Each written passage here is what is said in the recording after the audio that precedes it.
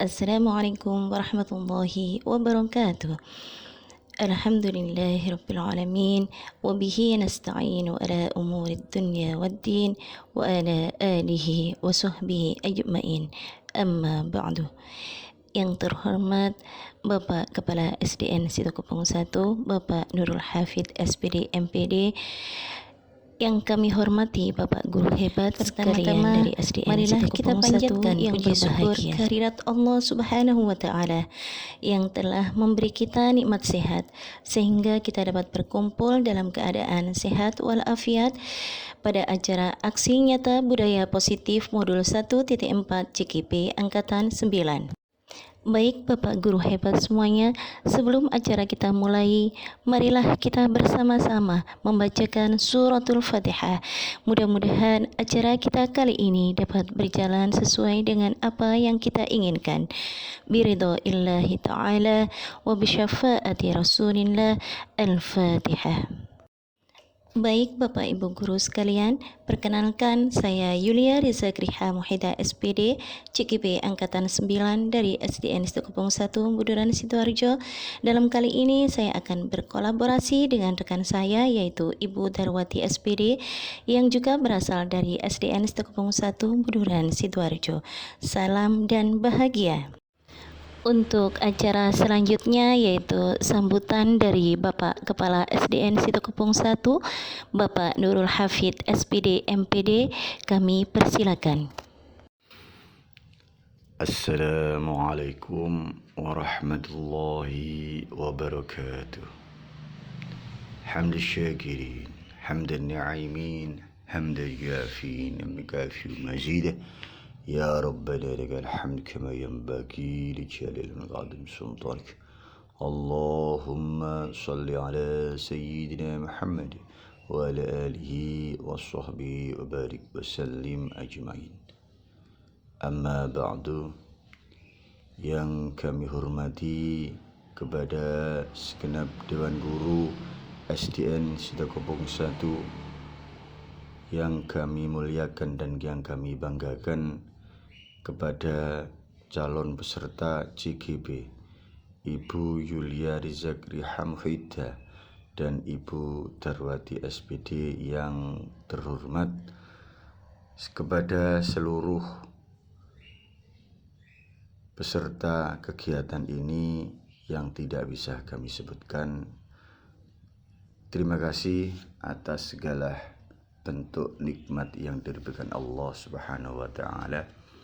Karena dalam kesempatan kali ini saya mewakili dari Kepala Sekolah SDN Situkupang 1 merasakan bangga yang tak terkira, merasakan curahan hati yang luar biasa terhadap ibu-ibu calon peserta CGP terhadap kegiatan yang diselenggarakan hari ini. Tak lupa kiranya kami memberikan motivasi kepada seluruh Dewan Guru yang hadir di sini agar bisa menirukan kegiatan-kegiatan yang dilakukan oleh ibu-ibu tersebut, sehingga dapat memotivasi, dapat memberikan gambaran kepada peserta didik nantinya yang menjadikan alat-alat elektronik menjadikan sebuah tambahan inovasi, sehingga anak-anak merasakan nyaman, anak-anak merasakan sentuhan-sentuhan teknologi yang dapat memberikan sebuah pelajaran yang sangat menyenangkan. Dan ini bisa diwakilkan dari calon peserta didik yang sekarang ini melihat perkembangan zaman. Saya rasa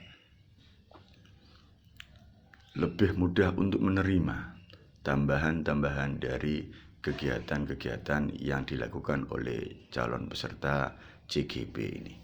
Mudah-mudahan dengan apapun yang dilakukan yang memberikan nilai positif terhadap anak-anak kita semua, sehingga menjadikan anak-anak peserta didik yang lebih baik, anak-anak peserta didik yang inovatif, yang berkolaboratif terhadap sesamanya, sehingga pelajaran yang dilakukan sangat menyenangkan, sangat membanggakan, dan bisa menjadikan sebuah pengalaman tersendiri. Itu saja yang bisa saya sampaikan selaku Kepala Sekolah SDN Sidokebong 1. Mudah-mudahan apa yang kita lakukan, apa yang kita kerjakan hari ini dan seterusnya lebih baik dan lebih baik dari yang sekarang. Mungkin itu saja yang bisa kami sampaikan. Akhirul kalam, wallahi wassalamualaikum warahmatullahi wabarakatuh.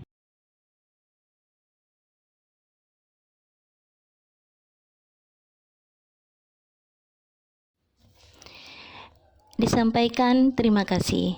Baik, Bapak Guru hebat semuanya, sebelum menginjak kepada aksi nyata budaya positif modul 1.4, alangkah baiknya saya akan menjelaskan terlebih dahulu tentang tujuan pendidikan menurut Ki Hajar Dewantoro. Adapun tujuan pendidikan menurut Ki Hajar Dewantoro adalah menuntun segala kodrat yang ada pada anak-anak agar mereka dapat mencapai keselamatan dan kebahagiaan yang setinggi-tingginya, baik sebagai manusia maupun sebagai anggota masyarakat.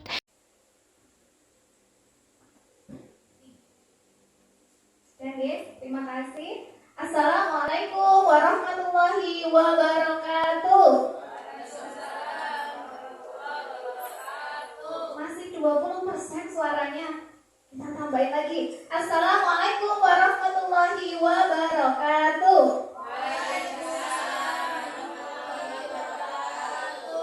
Alhamdulillahirabbil alamin wa bihi nasta'inu ala umuri dunya waddin. Allahumma sholli ala Muhammad wa ala sayyidina Muhammad. Alhamdulillah, terima kasih atas kehadirannya Bapak Ibu semuanya dalam kegiatan diseminasi modul 1 budaya positif. Semoga kehadiran Bapak Ibu panjenengan semuanya hari ini bisa menjadi sebuah pengalaman kita bersama untuk berbagi, untuk berdiskusi, sehingga terciptalah budaya positif di sekolah kita. Kemudian kita akan mulai kegiatan kita hari ini. Kita baca basmalah dulu. Bismillahirrahmanirrahim. Semoga agenda kita hari ini berjalan dengan lancar. Baik Bapak Ibu, perkenalkan, sudah kenal semuanya, saya Bu Darwati, CGP Angkatan 9 dari sekolah ini, dari SDN Sidokebong 1. Hari ini akan mendiseminasikan budaya positif. Apa yang saya dapatkan, mari kita wajib bagi saya untuk berbagi pada Bapak Ibu semuanya. Ketika saya simpan sendiri, nanti jadinya tidak bisa menambah kebaikan untuk bersama. Jadi menjadi tugas saya untuk sharing hari ini terkait budaya positif sekolah. Karena sudah siap, kita speaking dulu Bapak Ibu. Silahkan semuanya berdiri. Nah, kalau speaking ini, jadi sebelum belajar itu kita siapkan speaking biar nanti saat belajar anak-anak tuh siap, senang, kemudian mendapatkan materi itu sudah posisinya siap. Oke, siap? Kita bergerak dulu, monggo Bu. Kita tirukan. Ini namanya froggy dance. Jadi ini setengah kodok, Keras. Oke, ya silakan. Oke, ya kita gerak. Oke. Ya. Oke.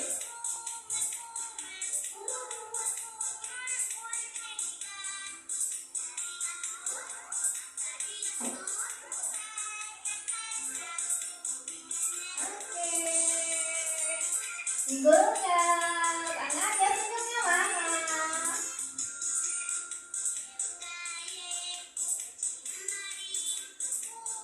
Saya ulang.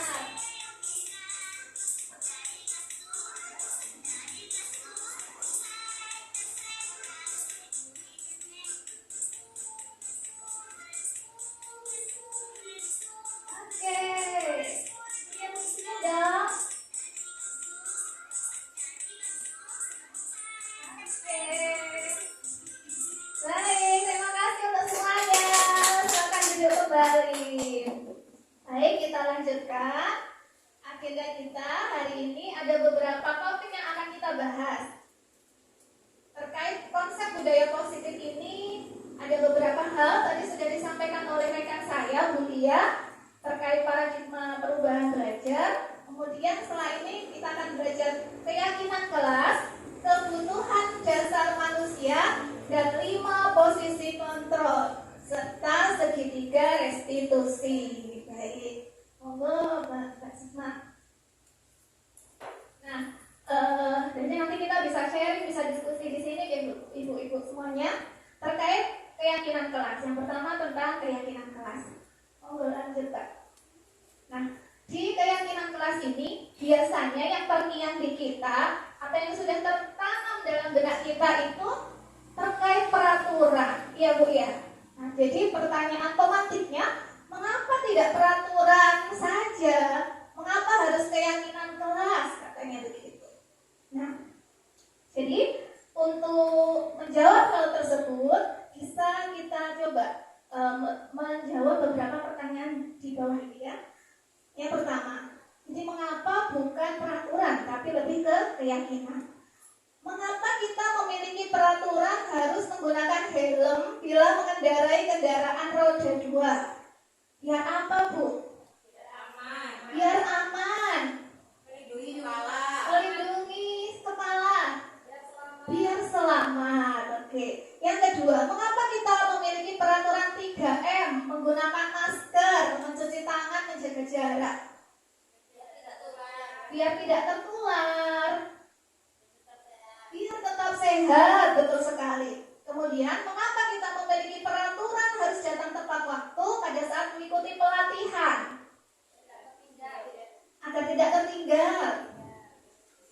Disiplin, nah benar sekali. Jadi, untuk mendukung motivasi intrinsik, motivasi dalam diri manusia, dalam diri kita sebagai seorang guru maupun seorang siswa, kembali ke nilai-nilai atau keyakinan-keyakinan yang lebih menggerakkan. Jadi ketika kita menggunakan keyakinan kelas, itu terkandung nilai-nilai di dalamnya, nilai-nilai kebajikan, dan tentunya lebih menggerakkan seseorang jika dibandingkan hanya mengikuti serangkaian peraturan saja. Begitu, ya.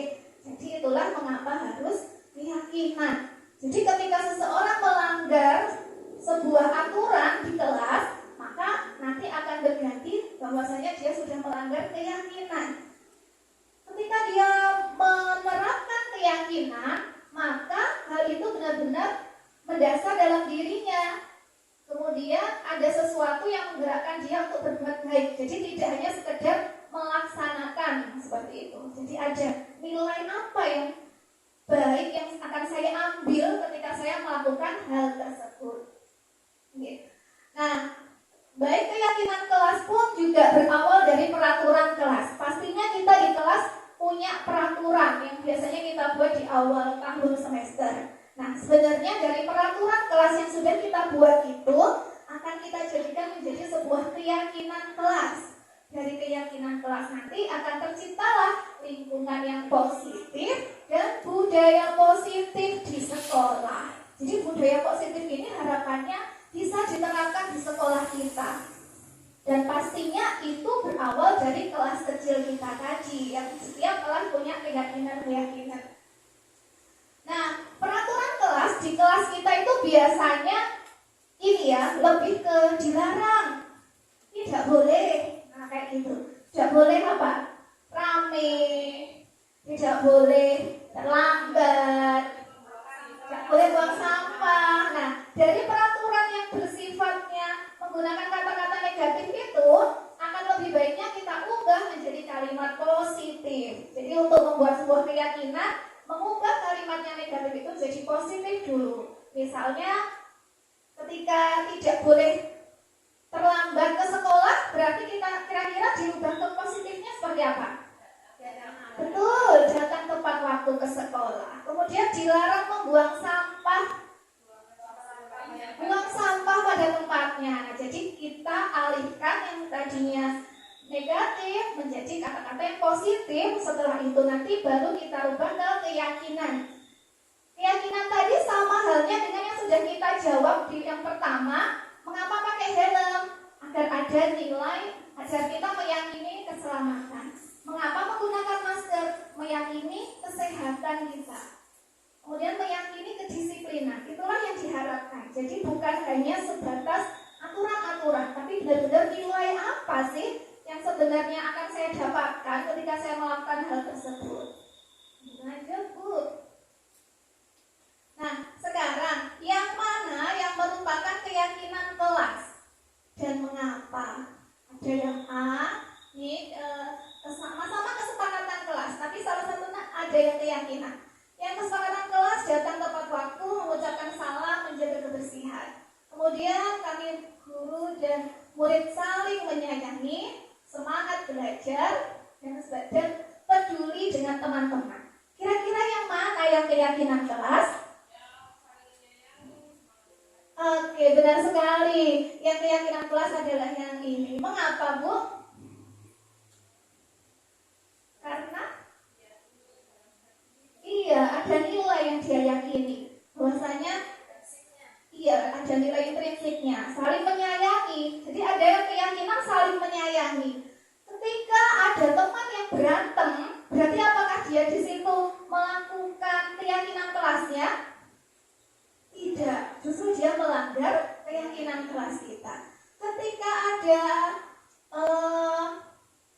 apalagi ya yang saling menyayangi, dia mengolok-olok temannya, apa dia memang melanggar peraturan, tapi dia juga melanggar keyakinan, yaitu keyakinan saling menyayangi. Jadi kalau kita menerapkan keyakinan kelas, itu konteksnya bisa lebih banyak sebenarnya, ya.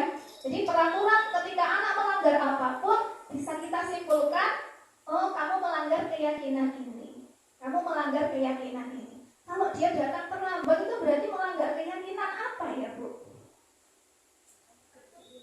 Ya, disiplin. Dia melanggar keyakinan kelas kita yaitu disiplin. Disiplin nanti juga banyak, tidak hanya terlambat datang ke sekolah, tapi juga yang lainnya bisa.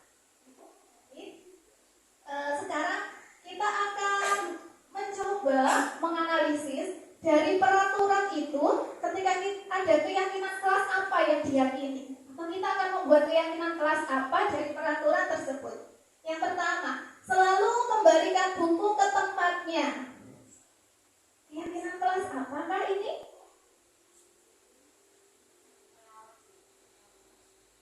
Ada lagi? Mulai rapi, kerapian, bisa ya, kerapian. Kemudian tanggung jawab juga bisa sekali. Dilarang mengganggu orang lain. Jadi keyakinan kelas apa? Toleransi, saling menyayangi atau saling menghormati. Benar sekali. Hadir di sekolah 15 menit sebelum pembelajaran dimulai. Disiplin, betul. Dilarang melakukan kekerasan, saling menyayangi, benar sekali. Kemudian dilarang menggunakan narkoba. Kesehatan. Ada lagi? Kesehatan? Selamatan juga bisa. Oke, kemudian bergantian atau menunggu giliran. Kesabaran. Disiplin. Oke, gunakan masker. Kesehatan. Jangan berlari di kelas atau koridor. Keselamatan. Oke, coba kita lihat jawabannya ya. Survei membuktikan. Nah itu, jadi ada keyakinan tanggung jawab, menghormati orang lain, keselamatan, keamanan. Nah inilah yang kita harapkan, keyakinan kelas yang mulai kita tanamkan di kelas kita. Jadi kita harus punya ini ya, agar anak-anak itu ketika dia melakukan sesuatu benar-benar motivasinya dari dalam. Aku ingin agar selamat, aku karena ingin menghormati orang lain. Jadi bukan hanya sekedar aku melaksanakan aturan. Baik, Bu.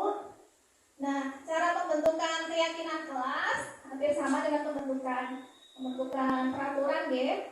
Tadi dari peraturan sekolah dirubah ke yang positif kayak gitu, dan bisa ditempelkan biar bisa disepakati bersama antar warga kelasnya. Bersifat abstrak, pernyataan universal tuh dibuat pernyataan positif sedikit saja katanya agar mudah diingat. Kemudian sesuai dengan kondisi kelas dan sekolah, semua warga sekolah atau warga kelas dilibatkan saat membuat keyakinan kelas. Itu tadi ya Bu, terkait keyakinan kelas. Kita ke bahasan yang kedua, yang keempat setelah lanjutkan dari kuliah tadi, yaitu kebutuhan dasar manusia dan dunia berkualitas. Kebutuhan dasar manusia adalah segala sesuatu yang kita lakukan untuk mendapatkan apa yang kita inginkan. Seluruh tindakan yang kita lakukan itu memiliki tujuan tertentu, dan semua usaha terbaik yang kita lakukan adalah dalam rangka agar kebutuhan dasar kita terpenuhi dengan baik. Nah, jadi Bu, setiap aktivitas apapun yang dilakukan oleh kita maupun murid kita itu pasti ada dasar tujuannya, punya alasannya, dan alangkah baiknya kita tahu sebenarnya dia melakukan hal ini tuh alasannya apa sih gitu. Yaitu salah satunya untuk memenuhi kebutuhan dasar. Ketika kebutuhan dasar ini bisa kita peroleh atau anak-anak peroleh dari sikap positif, maka akan lakukan. Tapi sebaliknya, kalau dia tidak bisa melakukan yang positif, maka kebutuhannya itu akan dia lakukan biasanya dalam bentuk pelanggaran.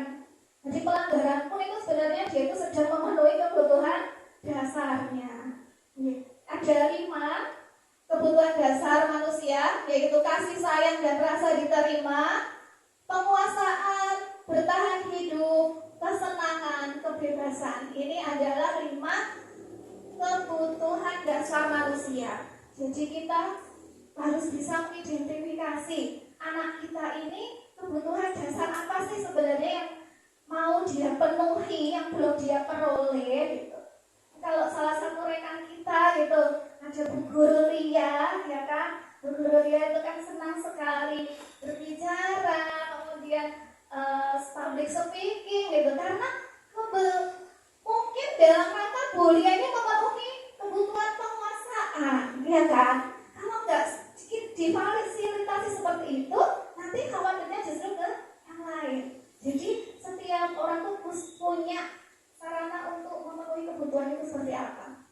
Kemudian bahkan kalau kita di kelas melihat murid kita yang dia nggak senang belajar, nggak fokus, bosenan gitu, itu perlu juga kita identifikasi kebutuhan dasar apa sih sebenarnya kayaknya anak ini belum dapat sehingga dia melakukan hal tersebut. Kalau kita mengidentifikasinya tepat, maka kita punya solusi yang tepat pula. Tapi kalau kita nggak identifikasi asal sembarang nerka, maka bisa jadi solusi yang kita berikan kurang tepat kayak gitu. Jadi biar tepat kita lihat dulu kebutuhannya ya. Kemudian bisa dilanjutkan. Ketika kebutuhan bertahan hidup itu berkaitan dengan makanan, pakaian, tempat tinggal, kemudian keamanan, keselamatan, kasih sayang dan rasa diterima. Ini biasanya yang sering kita jumpai di kelas pada anak-anak kita. Ada anak-anak yang suka main sendirian atau bolong-bolongan kayak gitu. Nah itu bisa jadi karena dia ada rasa kasih sayang atau rasa kurang diterimanya itu dia alami gitu. Makanya dia mencari membuat hal-hal yang agar dia bisa diterima. Atau bisa ada yang bilang sampai cari perhatian biasanya kan. Kenapa Bu? Ya, cari perhatian. Iya, ada yang cari perhatian karena diperhatikan. iya, ada diperhatikan. Butuh sentuhan, butuh perhatian gitu. Nah, ketika kita menemui hal anak seperti tadi dan kita bisa memberikan perhatian kita atau wujud kasih sayang, maka ini insya Allah itu akan sedikit akan bisa membuat kondisinya stabil gitu. Kayak kemarin saya pernah murid saya itu ada yang sering tidak masuk gitu, ada aja alasannya, entah nggak disenangi temannya, nggak diterima gitu. Akhirnya ketika saya WA gitu, coba saya kasih emoticon sambil saya bilang I love you Afika kayak gitu. Terus dia juga I love you mendapati. Akhirnya kemudian dia kayaknya di situ dia merasa oh, aku diterima, aku disayang guruku gitu ya. Nah jadi akhirnya kemudian beberapa hari dia masuk gitu. Jadi kita bisa mengidentifikasi anak-anak kita. Dan ada yang kebebasan, ada yang kesenangan, penguasaan, dan sebagainya. Kita sudah sampai di materi yang ketiga. Materi yang ketiga ini adalah 5 posisi kontrol guru. Ada 5. Yang pertama penghukum, yang kedua pembuat merasa bersalah, yang ketiga teman, yang keempat pemantau, dan yang kelima manajer. Jadi ada 5. Nah mungkin dari sini sudah sempat terbayang ya saya selama ini di posisi mana gitu. Apakah di rumah dan di sekolah posisinya sama kira-kira? Apakah di rumah lebih ke penghukum, terus di sekolah teman?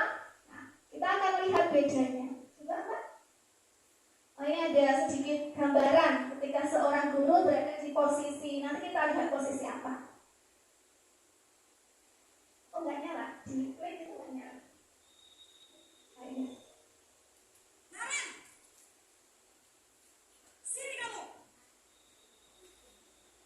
Iya. Aduh. Selalu terlambat. Kamu deh, pasti terlambat. Saya. Apa? Apa coba? Alasan kamu apa lagi? Kapan sih kamu tidak terlambat? Malas sekali ya kamu jadi anak.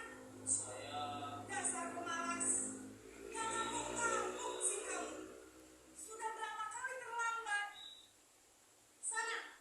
Kamu keliling lapangan basket 2 kali. Kenapa saya harus keliling lapangan basket, Bu? Kenapa? Kamu melawan ibu. Berani-beraninya jawab. Sudah terlambat, masih berani jawab pula. Sekarang, keliling lapangan basket 5 kali sekalian. Biar kapok. Cepat. Pergi sana ke lapangan basket. Oke, terima kasih Bu Sigma. Itu tadi video terkait seorang guru yang berada di posisi kontrol tertentu. Coba kita lihat di slide selanjutnya ada 5 posisi kontrol. Yang pertama penghukum. Jadi kira-kira tadi pada posisi kontrol apa ya Bu? Iya benar sekali, dari apa yang kita simak tadi Bapak Ibu sudah bisa menyampaikan bahwa saya itu posisi penghukum. Jadi guru itu lebih sering menghardik, menunjuk-nunjuk, menyakiti, bahkan menyindir. Kemudian guru berkata, kalau kamu tidak melakukan, awas ya, rasakan pokoknya. Nah, ternyata ketika seorang guru menerapkan posisi kontrol penghukum, hasil yang diperolehnya itu siswa akan memberontak dan bahkan menyalahkan orang lain atau cenderung berbohong. Terus gara-gara mama aku mau telat, terus gara-gara adikku gitu ya.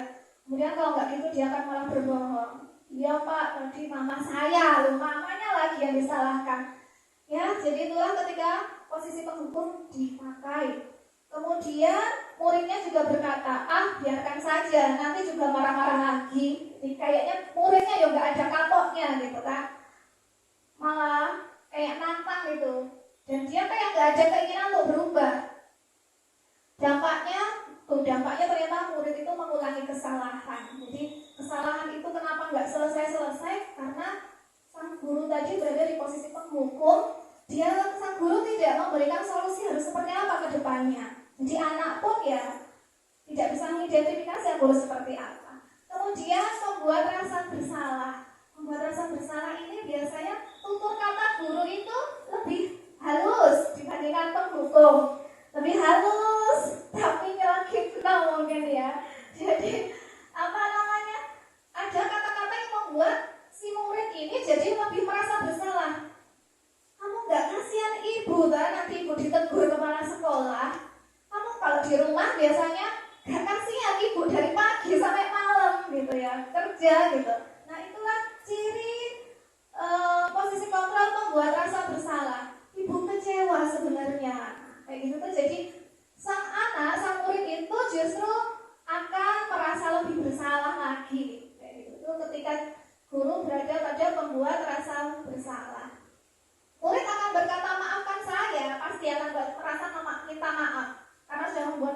bersalah. Cuman akhirnya si murid akan rendah diri.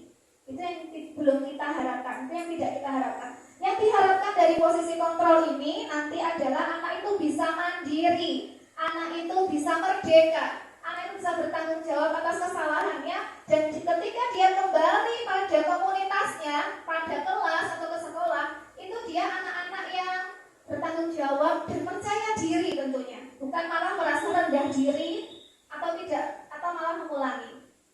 Kemudian posisi teman, nah ini mungkin yang sering ya kita lakukan. Saya kadang ketika dulu belum belajar ini juga berada di posisi teman. Jadi membuatkan alasan-alasan untuk muridnya.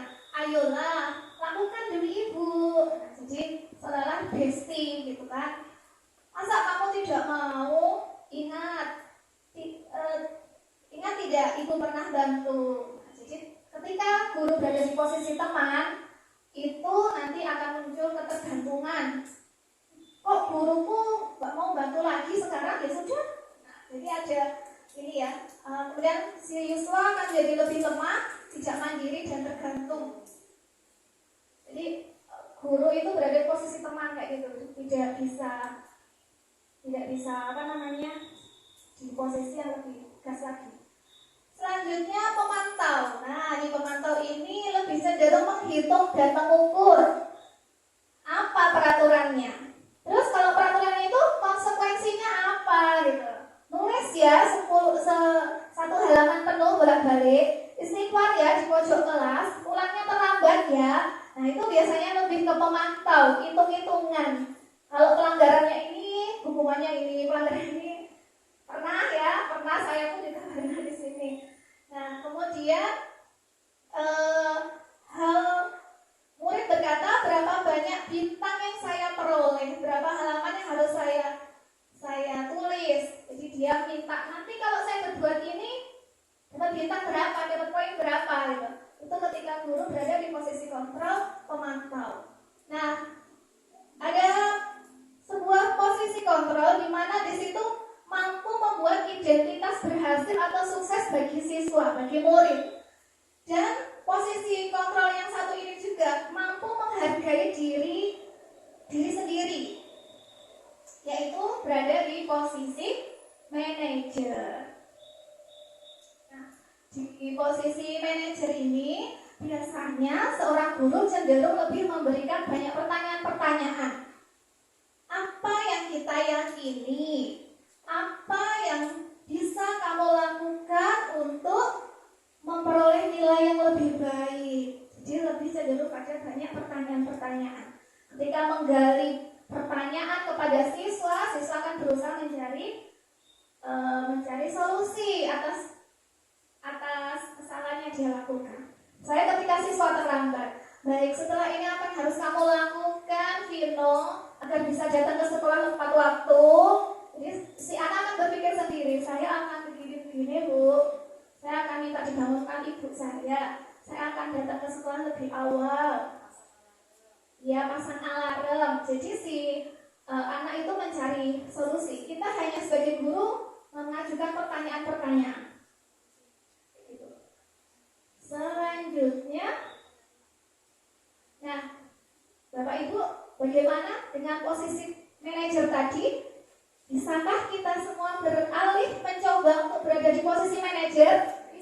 Bisa ya. Apakah masih menggunakan fisik atau verbal kata-kata untuk menyelesaikan masalah murid? Tidak ya. Tapi kita menyelesaikan masalah murid dengan kita ajak dialog bersama bagaimana penyelesaiannya. Nanti akan ada caranya terkait hal tersebut. Dan ketika di posisi ini, maka motivasi intrinsik anak akan lebih dapat di sini. Ketika guru berada di posisi manajer, anak akan muncul motivasi intrinsiknya. Tapi kalau ini tadi hanya sekedar menghindari hukuman, kemudian hanya mengharapkan imbalan atau ketergantungan pada orang lain. Jadi yang lebih baik posisinya berada di manajer. Coba kita cek kira-kira siapa ya yang mengatakan ini, atau posisi kontrol apa yang dilakukan oleh guru. Saya kecewa sekali dengan kamu.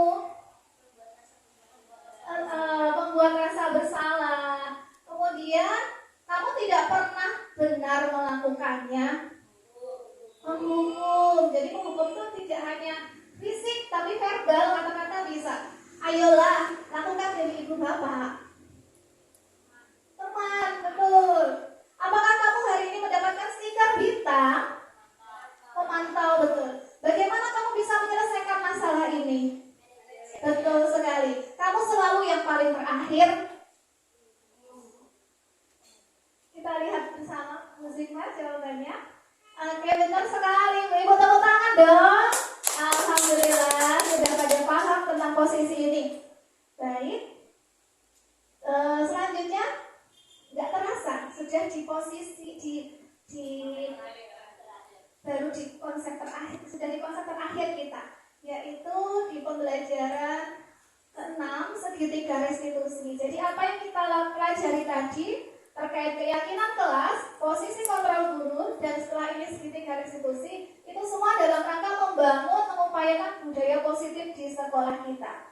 Jadi misalnya ada yang bertanya cara pendisiplinannya apakah dengan hukuman? Tidak, tapi pendisiplinannya dengan menerapkan budaya positif ini tadi. Baik, lanjut Bu Sigma. Nah, ini segitiga restitusi adalah suatu proses dialog yang dijalankan oleh guru agar dapat menghasilkan murid yang mandiri dan bertanggung jawab. Harapannya ketika kita ngobrol di restitusi itu anak lebih mandiri dan juga dia akan bertanggung jawab untuk perilakunya ke depan. Tapi kalau hanya kita sekedar kita tegur, apalagi kita sebagai teman, kadang nggak ada solusinya belum nyampe. Nah, meliputi tahapan pertama menstabilkan identitas, validasi tindakan yang salah, dan menanyakan keyakinan. Ketiga tahapan ini harus kita lakukan ketika kita sedang melakukan restitusi kepada murid. Untuk menstabilkan identitas, biasanya kita akan menggunakan kata-kata seperti ini. Jadi, setiap orang pasti pernah melakukan kesalahan. Kamu bukan satu-satunya yang pernah melakukan ini. Kemudian divalidasi kebutuhan, adakah cara yang lebih efektif? Kemudian menanyakan keyakinan, kamu ingin menjadi orang seperti apa? Nah, itu nanti. Jadi ada tahapannya. Pertama, kita ke tahapan yang satu, yaitu menstabilkan identitas.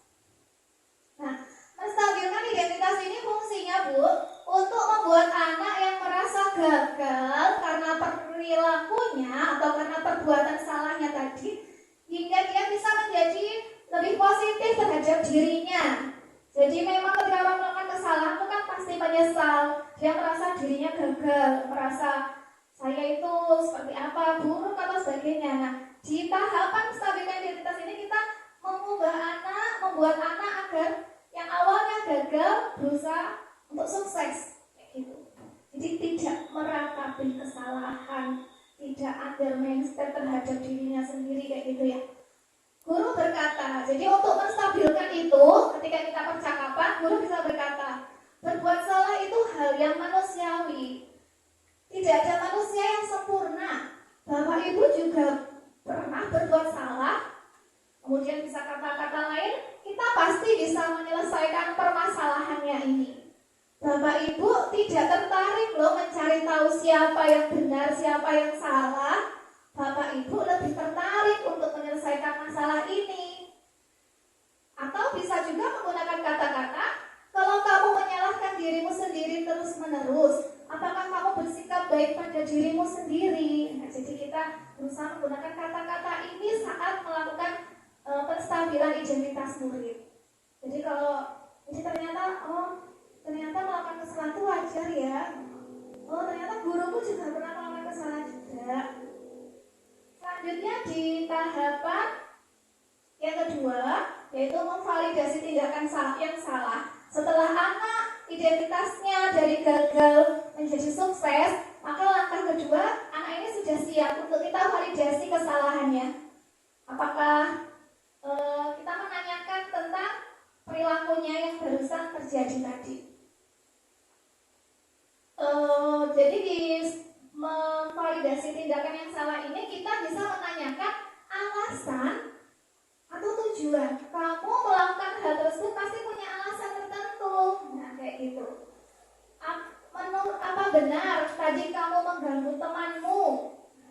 ada proses memvalidasi tindakan yang salah.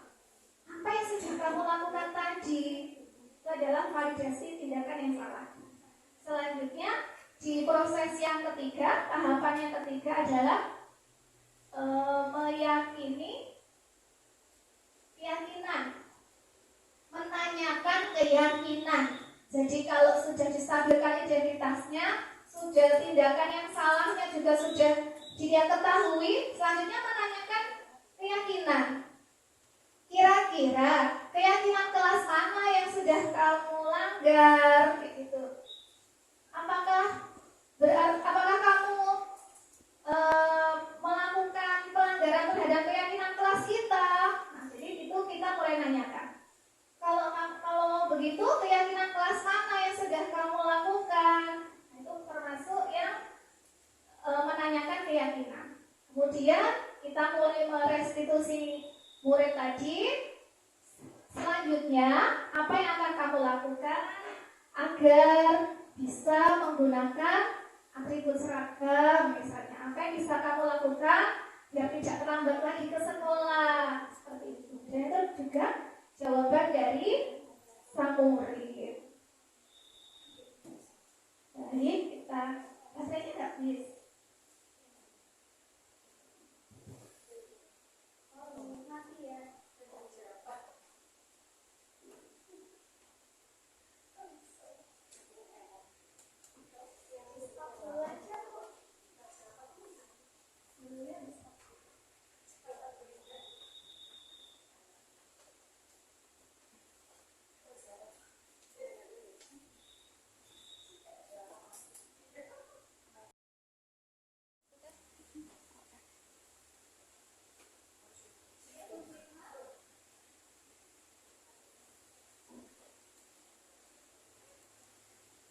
Baik, itu tadi terkait segitiga restitusi. Tadi apa saja ya Bu tahapan melaksanakan segitiga restitusi?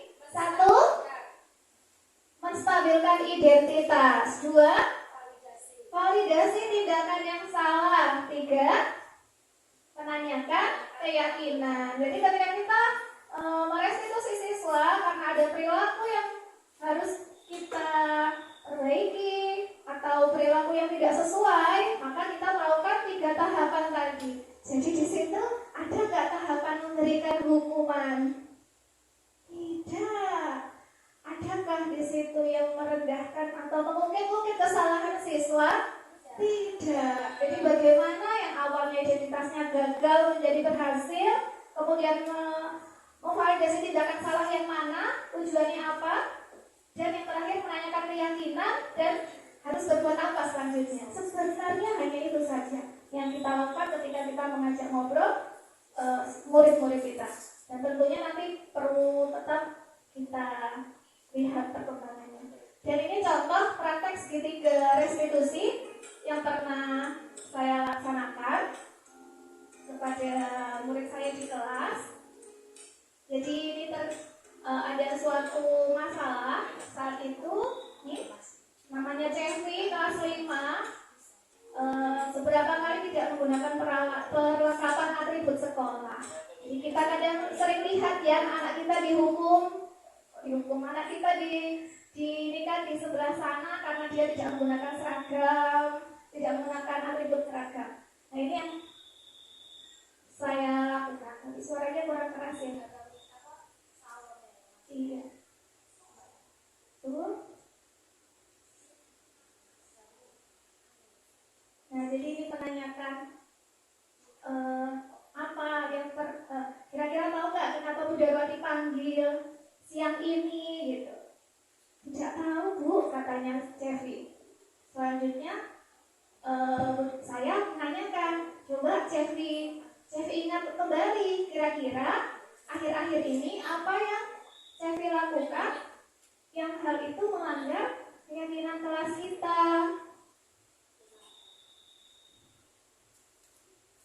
Nah, kemudian Cevi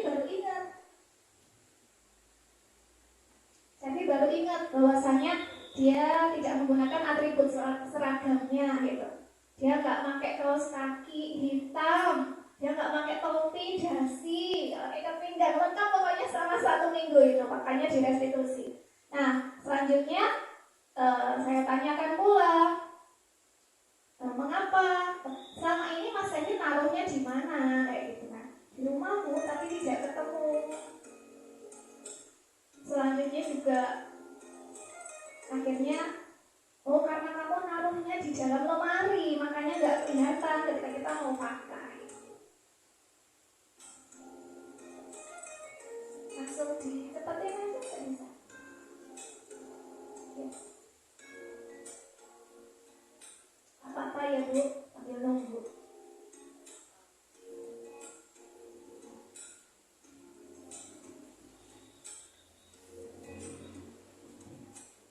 Ya kita lihat aja ya Bu.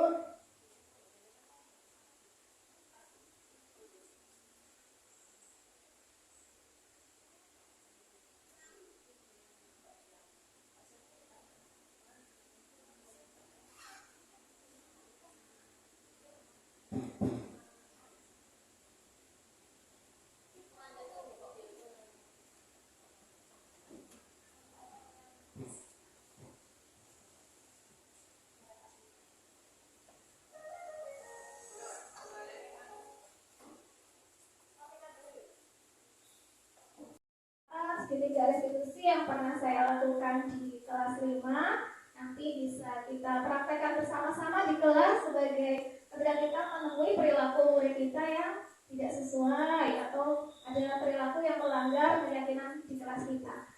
Jadi bukan kita biarkan, nanti kalau kita biarkan si anak tidak tahu solusi apa yang harus dia lakukan. Jadi kita membantu di sini, membantu anak-anak menemukan solusinya sendiri biar anak lebih bertanggung jawab dan mandiri. Nah, demikian tadi yang bisa saya sampaikan. Kemudian masih ada satu refleksi slide selanjutnya Bu Sigma. Nah ini coba kita sama-sama refleksi Bu.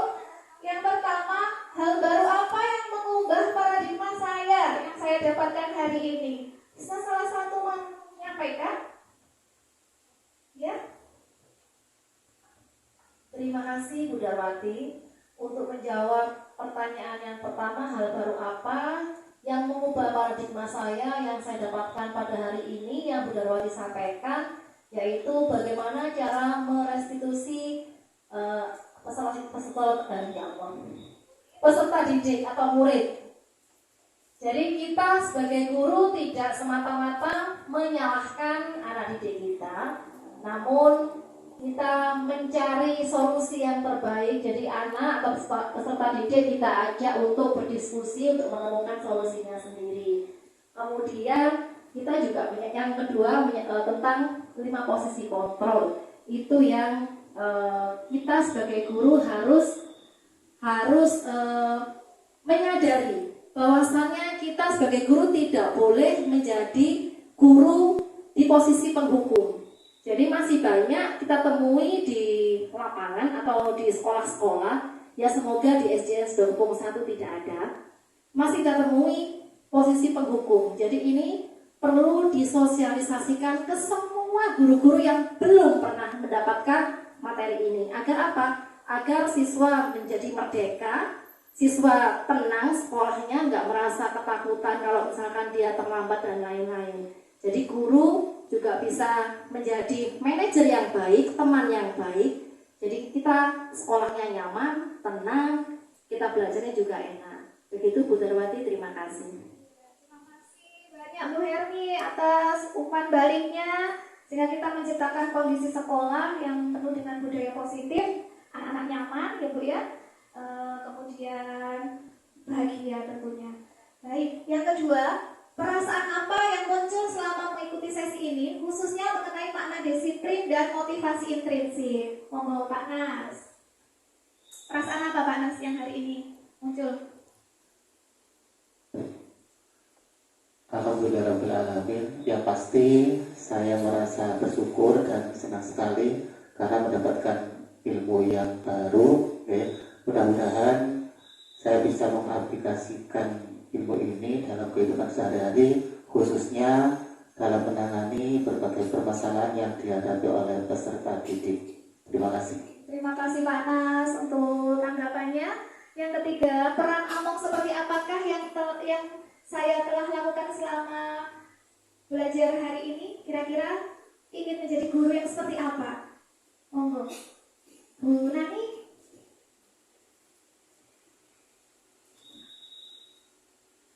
Untuk peran Among apakah yang Iya. saya lakukan selama di dunia ini? Menurut saya, Among yang telah Ibu lakukan itu sebagai manajer ya. Jadi itu bisa mengelola bagaimana caranya mendidik dan mengajar anak-anak. Terima kasih. Terima kasih banyak Bu Nani. Dan semoga jawaban dari teman-teman tadi juga bisa menginspirasi dengan semuanya. Baik Ibu-Ibu, terima kasih semuanya atas diskusi kita hari ini. Terima kasih atas kehadirannya. Terima kasih untuk menyempatkan waktunya untuk diskusi, sharing bersama.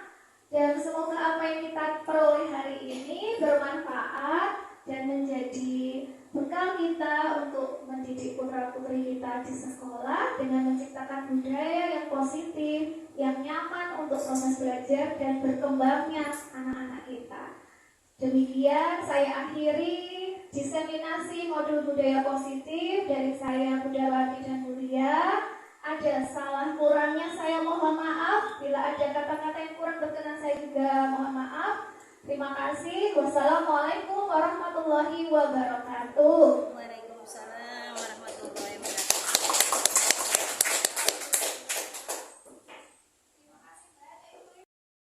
Assalamualaikum warahmatullahi wabarakatuh.